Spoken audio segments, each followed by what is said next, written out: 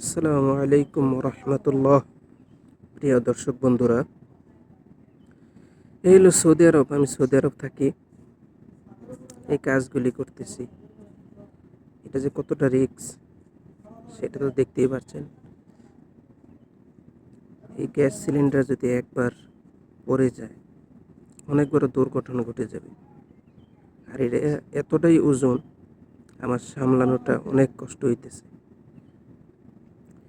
তারপরও এগুলি করতে হয়। আমার 8 ঘন্টা ডিউটি, অর্ধেক সময় কাটায় আমার এগুলি এক জায়গা থেকে আরেক জায়গায় নিতে। তারপরেও তো আল্লাহ পাক সৌদি আরব আনছে। অনেকবার মক্কা গিয়েছি, এখন বর্তমানে আমি মক্কা আছি। আলহামদুলিল্লাহ, আল্লাহ পাকের দরবারে লাখো কোটি শুক্রিয়া। জুম্মার দিনটা আসলেই আমি মক্কা হারাম শরীফে চলে যাই জুম্মার নামাজ পড়ার জন্য।